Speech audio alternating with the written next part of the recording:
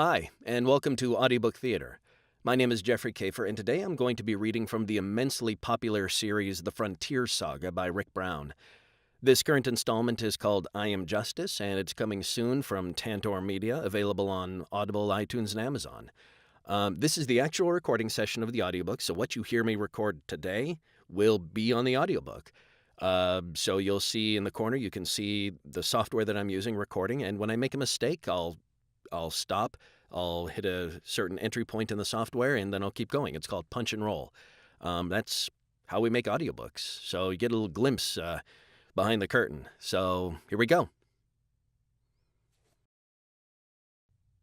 What the hell was that? Jessica asked, as she and Vladimir followed Nathan quickly down the steps leading from the council building to the square. It's called negotiating, Nathan replied, with just a touch of sarcasm in his tone. That's not negotiating, Jessica argued. You just gave them an ultimatum. You're supposed to have a discussion, make them realize why they need what we have to offer.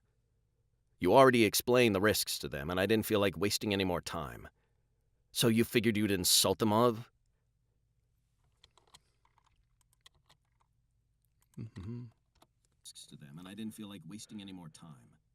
So you figured you'd insult them with all that those who act and those who think about acting crap?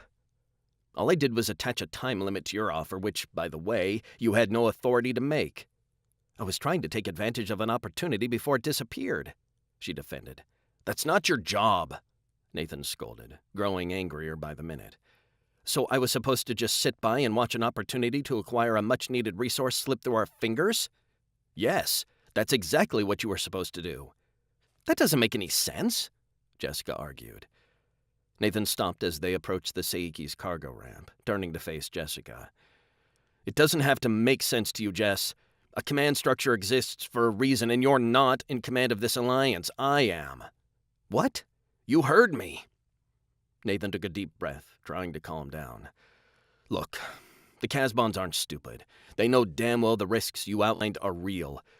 The question is, are they willing to pay the price to ensure success with minimal losses? Since they're primarily a non-violent people, I'm betting they'll agree to the deal. They just had to be pushed into making a decision.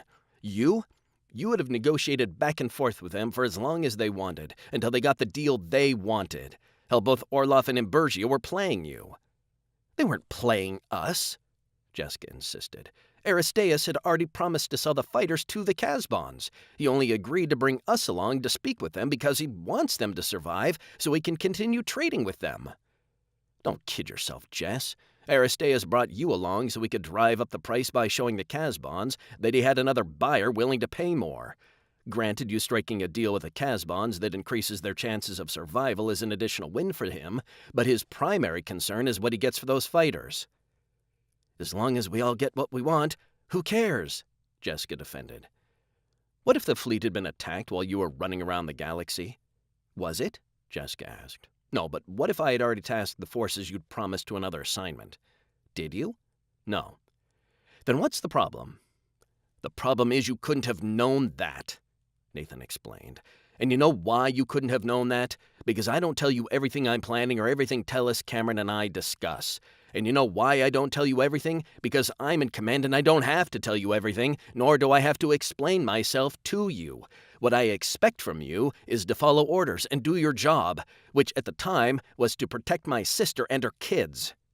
Jesus, Jessica exclaimed. Is that what this is about? Christ, Nathan, there are 12 Gadajok guarding them with weapons on a station that doesn't allow weapons. Yeah, now, but when you left, there were only 4. But I knew 8 more were a day away, Jessica argued. That's not the point, Nathan barked. The point is that I trusted you to protect the last family I have left, and you broke that trust by deciding that your fighter shopping trip was more important. That's your problem, Jess. You don't know how to follow orders. Of all people to talk about following orders. The difference is that every order I've bent or broken has been within the authority of my position, and until you realize that, you're going to continue pulling stupid stunts like this one. The only reason I don't bust you back down to lieutenant and give you back to Tellus is because you have an amazing instinct for combat and intelligence, but that's all you have. She cleans up nice, too, Vladimir interjected, trying to lighten the mood. Both Nathan and Jessica glared at him. It's true, Vladimir defended. Nathan looked back at Jessica. I want to trust you, Jess. I need to be able to trust you. Hell, I can't do any of this without you, without both of you, but you've got to know your limitations and accept them. Otherwise, you're just too dangerous. But hot, Vladimir added, still trying to keep things friendly. Jessica paused, swallowing hard as she got her temper under control. All right, what should I have done, Nathan? You should have tried to convince Orlov to delay his departure until I arrived, or get the name and location of the seller from him. And if neither worked, she asked, then you shrug your shoulders, chalk it up to bad timing, and continue with your assigned mission. Your commanding officer, whoever they should be, needs to be absolutely certain that you will carry out their orders, and not just bail when you think there's something more important to do. I didn't just bail, Nathan. Yes, you did. No, I didn't, Jessica insisted. You kind of did, Vladimir said. Who asked you? Jessica snapped. Hey, I said you were hot, didn't I? Jessica took a deep breath, swallowing her pride and putting her ego in check. I'm sorry, Nathan. I thought I was doing what you would have done. You did exactly what I would have done, Nathan agreed. But you're not me, and I have a different set of responsibilities than you do. You think you understand what my position is about, but trust me, until you actually have to do it, you have no idea. So please be that officer, that friend, whom I know I can trust completely. I will, Jessica replied. I promise. Me too, Vladimir added, smiling. Nathan looked at Vladimir, rolling his eyes. Consider your ass chewed out as well, Commander. Understood, sir, Vladimir replied, giving Nathan a mock salute. Now everyone inside, Nathan added. I want to be ready to depart as soon as possible. But what about the council? Vladimir wondered. The ball is in their court, Nathan replied. Then you're not bluffing? Jessica realized. You're really prepared to walk away? I never bluff, Nathan assured her as he turned and headed up the ramp.